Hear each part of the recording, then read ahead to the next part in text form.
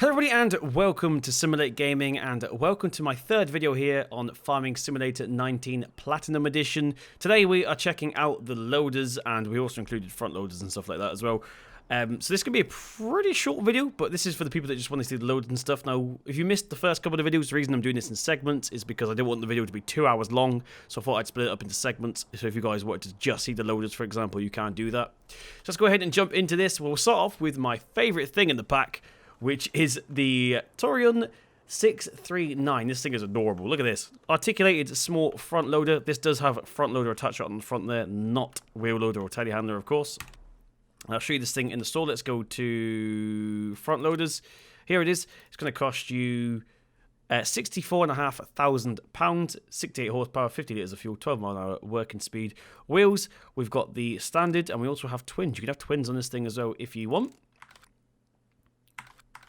I'll quickly show you around this thing. So this thing, first of all, is tiny. This is me stood next to it, not zoomed in. It's probably about the same as the Kramer. Maybe a little bit smaller. Once again, incredible amount of detail throughout here. We've got the stickers and stuff that we can read. Chains. Not sure that red thing's for. That might be what keeps the two pieces connected. You can see right through into the grill here. We've got the battery there. No idea what that red thing is. Some sort of tank there. We've got the link on the back there. The bonnet. What's on this side? We've got the radiator. Some sort of fluid there. So you can literally see all the different parts of the engine, which I think is really cool. On this side as well, we've got our hydraulic hoses and stuff for the front loader. We can actually read the stickers. It's kind of read the stickers.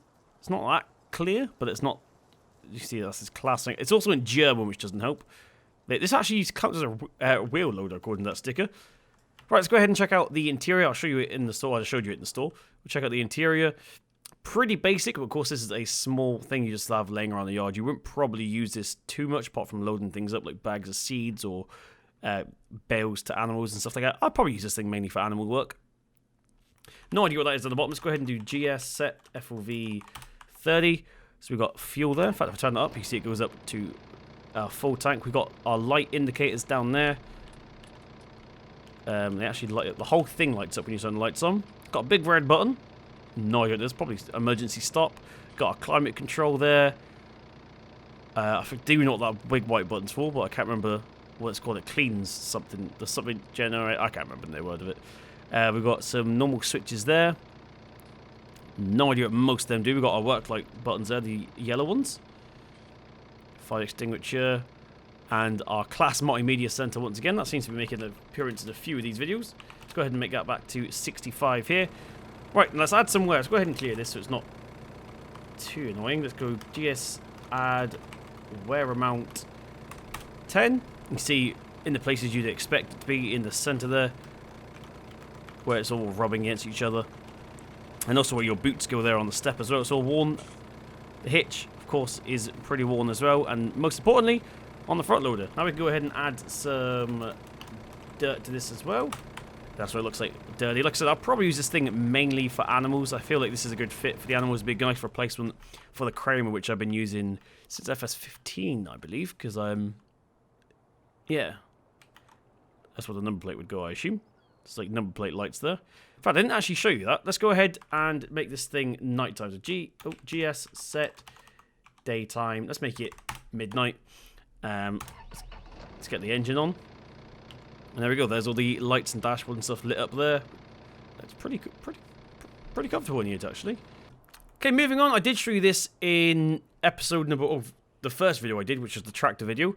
This is the CLAAS front loader 120. We got this on the 400 series Arion. Not going to go into too much. It's basically just a front loader. But if you guys did miss it, let's go to front loaders, the 120C. There we go. A lot of detail. Once again, we've got the hoses and stuff there. Like I said, we'll go into more detail about this in the tractor video that we did. Perfect. The reason I use this tractor as well is because we have the panoramic roof. So this tractor is ideal for front loader work. So between these two, probably your best animals. If you're in like cattle farms and stuff, these two are your best bets, I reckon. Moving on, we have the CLAAS Scorpion. Finally, we have a actual CLAAS Scorpion in the game. This thing is incredible. I love this. And that has a party trick. I'll show you the party trick in a second. We have one of these out in the field ready to go so I can show you something. But before we do that, we'll take a look around. We've got the hitch there, of course, brand new, not been used just yet. We'll add some wear to it in a second. We've got our hose connectors there, the lights, our wheel chocks, the rear mirror there as well, the exhaust. See right into there, into the radiator and stuff. See our stickers. There's a hitch on the front there as well, which is pretty cool, so you can pull things backwards. Here's the actual boom itself. Obviously, telehandler attachments on this. And we'll take a look at the inside. Let's go ahead. Actually, that's actually 3D, that dashboard. Look at that. I keep pressing the mid-mouse button by accident. There we go. It's actually all 3D, which is really cool. Let's go ahead and jump into it. So here's the interior. Let's go ahead and make this 30 so we can actually have a look. There's all our buttons. We've got the emergency stop there as well. We've got our pressure there. It says in bars, so it must be the pressure for something. Let's go ahead and get it turned on. See the dashboard come to life there. We've got full fuel. Got our RPMs. Our miles per hour is the orange. Kilometers an hour is the black numbers. Got our radio behind, which we can't see. And that's making it's all glitchy because we're zoomed in. If we go to 65, we'll be fine. There we go. We've got our joystick there as well, which of course is animated with the boom. Left and right is the swivel. Up and down is, of course, up and down. Right, let's go ahead and show you this thing in the store. Let's go to telehandlers. We'll go all the way to the end with the Scorpion. Now, I have put it next to these two up in the field so you can see the difference between them. I didn't bother including that one. So we've got Scorpion. 136 horsepower, 150 litres of fuel, 24 miles an hour top speed, £96,000 to buy this. Wheels, we've got the Treadaborgs, we've got the standard, we've got the wide. We can have the Nokians as well, which I actually do quite like these. I've never used them, but I think it looks pretty cool. And that's all the customization we can do for this one. Now I'm going to go ahead and tab to the one I have out in the field so I can show you its party trick. Okay, so here we have it. Excuse that track there. We're going to get to that in the next video. I should have probably moved that. We're going to be looking at the Fire Dragon. But anyway, we're not talking about that today. So we have this parked up next to the Massey and the Manitou. As you can see, the Massey Ferguson's fully extended. The Manitou's fully extended as well. Manitou only just taking the lead there. And then it's time for the Scorpion to come and play. So let's go ahead and get it turned on. We're going to go ahead and extend this out. And there we go. We've hit the same length as the Manitou. But that's not it. It keeps on going. The boom on this is incredible. So there we go. There is the boom fully extended. So if you are someone who likes using bales and stuff and a lot of manual bale handling, this is definitely going to be the one for you. I mean, look how high you can reach there. In fact, that's a good idea. Let's go ahead and get these lifted up to the sky real quick. Like so. Once again, this one, we'll get that lifted up to the sky. It's probably a better way to do this, actually. I should have done this the first time. And we'll get that one up as well. Cool. So there we go. There's a bit more. There's different angles, as you can see. That one's obviously higher, so it goes out a lot more. But yeah, the Scorpion has an incredible boom reach on this. So this might be my #1 go-to telehandler now in Farm Sim. Monstrous reach. I mean, imagine the stack of bales you could have here and still reach the top of them. Anyway, moving on. Okay, so that's the telehandler done and also the loaders. In fact, we got this one here as well. This is the FL140. I've got this on the CLAAS Arion 600 series. We're going to go to here. Same as the other one, really. This is the 140. Slightly bigger for the bigger tractor. This is the biggest class you can have this on. And of course, these only go on classes. Hence the brand and stuff, and it's the different attacher joint. Right, moving on, we're actually going to go to the smaller one first. This is the CLAAS Torion 956. This is the smaller wheel loader of the two, which is probably the one you'll probably use the most if you're on a farm. If you're doing like a big BGA thing, then you'll probably have this one. But if you're just a small, playing as a small farm, this might be your go-to. Take a look around the outside. Once again, what's all that for? We've got all the hydraulics and stuff there. Didn't see that the first time we had a little walk around. Got our AdBlue, all the stickers. What does that say? Avoid engine damage, use only ultra-low sulfur diesel. There we go. Like I said about the quality of the stickers on this, you can actually read them, which is really cool. See right into there to the radiator. We've got all our hydraulic link-ups here at the back as well. So you could probably have some pretty decent trailers on this that actually require power and stuff. This is the Sinus. Questionable name class, but there we go. Let's go ahead and take a look at the inside of this thing. Got the big wheel chocks there that stand out. There's not much going on in the inside. Well, there is, but the arm's in the way. The armrest's in the way, so we can't really see what's going on too much. Multimedia center up there. selection of buttons. Let's get it turned on. You see we have a rear view camera, which happens to be Fel's room, where we are. That's is that a speedometer there? Yeah, it's a speedometer up there as well, which is the only one actually. We've only got a digital one on here. Cup holders, the most important thing in any vehicle. And yeah, there is some stuff on the dashboard, but unfortunately the armrest is in the way, so we can kind of see it if we go around this side on the outside here. Maybe. Let's go ahead and zoom in here. Oh, I keep pressing the thing too hard. Let's be gentle, simulate. There we go. So we've got mode, parking brake. That's the automated generator thing. I forgot the name of it. Climate control. Something to do with the buckets and stuff, I assume. Picture of a gear lever there. No idea what that does. Fans. Key. So yeah, it does have all the detail behind it. You just can't see it because of the armrest. Now let's go ahead and show you this thing in the store, shall we? Because here, this is the Torion 956. We can have the Trelleborgs standard and front twins. And then we can also have the Nokians as well. That looks pretty funky. Like that. I like it. Pretty quirky. We can only have the one, of course, Nokians that only do communal, so we can only see them. So that's the only customization you can do this. We've got the Midas as well. Forgot about them. And back to the Trelleborg. So the Midas is probably my favourite ones that you can get for this thing. But since we can't see the cluster, I'm not going to bother making it nighttime for this thing. But what we'll do is go to the outside and add some wear. So let's go ahead and clear this. GS add wear amount 10. Quite a lot of good wear on this as well, actually, especially on the bucket where it's been rubbed up against it. Got the hydraulics going through the middle there. Stairs pretty worn as well. Hitch is a little bit worn on the back, though I can't imagine too often you'd have a trailer on the back of this thing anyway. Right, let's go ahead and add some dirt to this. And there we go, that's what it looks like dirty.